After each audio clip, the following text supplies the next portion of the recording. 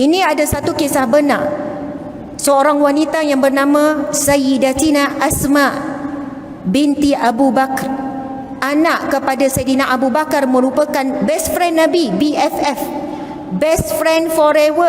Sekarang pun kita tahu bahawa Sayyidina Abu Bakar duduk sebelah Nabi SAW di alam barzakh. Asma binti Abu Bakar adalah isteri sahabat Nabi, iaitu Zubair bin Awam. Asma binti Abu Bakar adalah kakak kepada isteri Nabi, dan dia juga ibu kepada salah seorang sahabat Nabi yang bernama Abdullah bin Zubair. Maksudnya Asma ni kelilingnya semua ada kaitan dengan Nabi, dan dia juga adalah sahabat Nabi. Asma binti Abu Bakar ini umurnya panjang sampai 100 tahun lebih. Saya Asma binti Harun ya. Tapi mudah-mudahan nama tu bolehlah sikit tumpang barakah. Semangat luar biasa Asma binti Abu Bakar. Umur dia lanjut sampai 100 tahun lebih. Dia sempat menghadapi kematian anak-anak. Maksud anak-anak dah meninggal, dia masih hidup lagi. Tetapi ingatan dia sangat luar biasa kuat, tidak nyanyuk sedikit pun. Dan dia buta pada hujung usia dia kerana banyaknya dia menangis.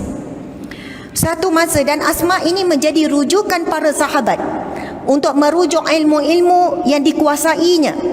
Sahabat pergi berguru, bertanya soalan dan sebagainya. Satu ketika ada salah seorang sahabat Nabi nak merujuk beliau. Bila datang, kemudian dia pun dengar bahawasanya Sayyidatina Asma binti Abu Bakar ini sedang berdoa dengan Allah lepas solat. Doanya adalah fokus kepada memohon daripada Allah keselamatan daripada api neraka. Doa yang tu je, mohon keselamatan daripada api neraka Allah. Dia tunggu tak habis-habis doa. Dah dia rasa lama sangat menunggu. Lalu dia berkata, maka aku memutuskan untuk pergi pasar dulu, sebab dah lama nunggu ni. Asma tak habis-habis berdoa ni. Antara wanita, kalau kita baca sirah, kalau kita baca sejarahnya, seolah tidak melakukan dosa. Ini di antara para wali Allah yang sangat dekat dengan Allah, tapi minta selamat daripada api neraka, macam banyak buat dosa. Kita yang banyak buat dosa, tak ada jaminan syurga ni, minta selamat daripada api neraka Allah, selamba macam tu je, selamatkan daripada api neraka Allah, amin. Asma sambil minta, sambil menangis-nangis, bergetar-getar tubuh badannya terlalu lama. Lalu sahabat Nabi ni kata, aku lalu memutuskan untuk pergi pasar dulu, beli-beli barang dapur ke apa ke. Dan sebaik aku pulang daripada pasar, kemudian aku ingin bertemu dengannya, dia masih belum berhenti berdoa. Allahu Akbar. Satu akhlak yang sangat luar biasa. Sebab itu jauh sangat umat Islam pada hari ini dengan sifat para sahabat. Sekurang-kurangnya janganlah kita mempunyai sifat malas untuk berdoa, merupakan senjata. Dan Nabi sebut ad-du'a'u mukhul ibadah. Doa ini adalah kepalanya ibadah. Dan solat dari sudut lughah, dari sudut bahasa, membawa maksud ad-du'a. Allahu Akbar.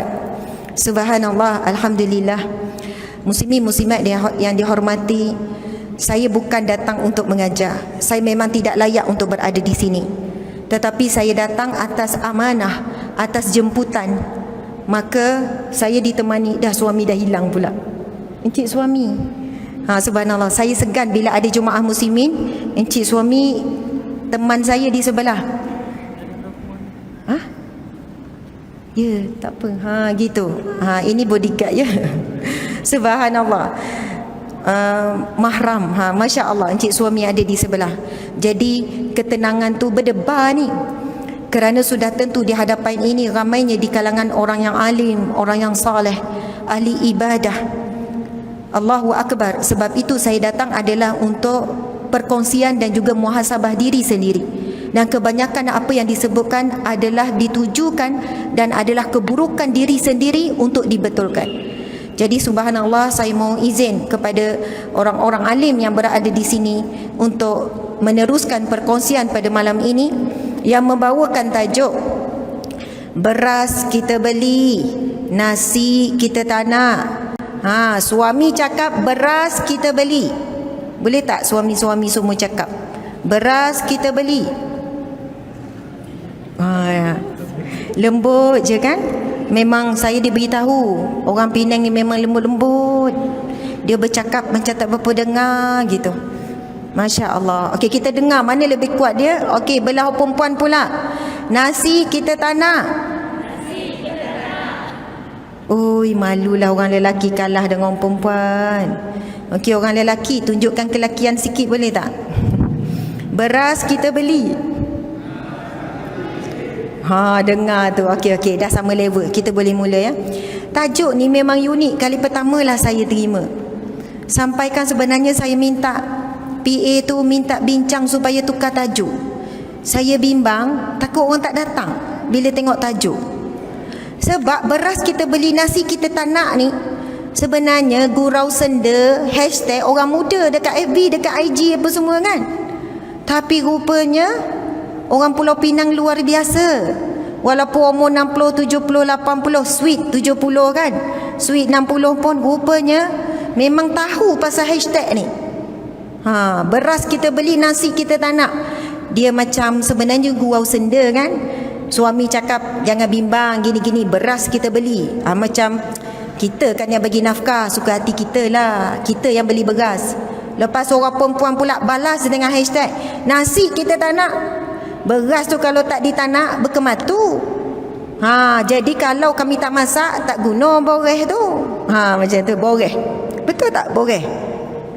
Orang Kedah. Berai kita tak nak, nasi kita tak nak. Subhanallah, Allahu Akbar. Jadi daripada tajuk ni kita boleh faham ia berkenaan dengan kerjasama suami dan isteri, peranan masing-masing. Saya nak tanya orang perempuan, sebenarnya siapa yang kena masak nasi ni, orang perempuan ke orang lelaki? Ijma' ulama' perempuan ke? Orang lelaki, orang perempuan cakap, ulama' perempuan ni cakap orang lelaki kena tak nak nasi. Maksudnya depa beli beras dan depa je kena masak. Lepas tu kerja perempuan mengkata darah. Makannya. Ya, betul. Okey, ayam depa beli, lepas tu ayam depa basuh. Lepas tu ayam depa goreng. Kita tunggu nganga. Masya Allah, Allahu Akbar. Okey. Untuk mengupas persoalan ni, bersama dengan saya ada sebuah buku yang sangat menarik. Buku ni tak banyak pun, tapi ada adalah dekat luar tu yang kita bawa, tim kita tak tahulah duduk mana. Nanti carilah gerai kita. Isteri bukan bibi. Isteri bukan bibi. Bila saya baca perbincangan dalam buku ni, walaupun nampak macam buku tu bukan ilmiah dia punya cover, tapi di dalam ini membawakan perbincangan 4 mazhab dan membawakan perbincangan penulisan kajian daripada ulama-ulama muktabar, daripada kalangan ulama salaf ataupun ulama yang mutaakhir yang terkini. Dan saya rasa menjadi satu kewajipan. Oh, Masya Allah, ramai juga ya. Dalam FB dengan IG lebih kurang dalam 6,000 lebih, ni 5,000 lebih. Tetapi yang hadir ini dalam lebih kurang 60,000.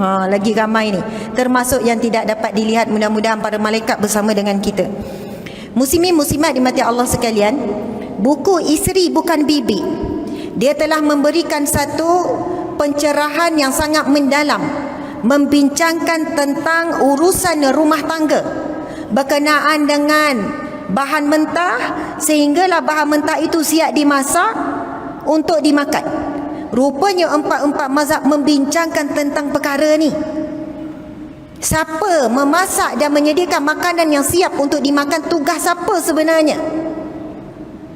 Dan saya bukan bertujuan untuk mengeruhkan keadaan, supaya kita mempertabatkan syariat. Dan kita tahu syariat dan juga adat sebenarnya boleh saling melengkapi. Syariat dan adat saling melengkapi. Dan kita tahu adat kebiasaan masyarakat Islam kita di Malaysia, Indonesia, Thailand, mungkin Singapura, maksudnya yang ada Melayu-Melayu ni, rumpun Melayu ni, kerja-kerja rumah lebih kepada tanggungjawab wanita. Manakala suami pula bertanggungjawab di luar rumah untuk mencari nafkah.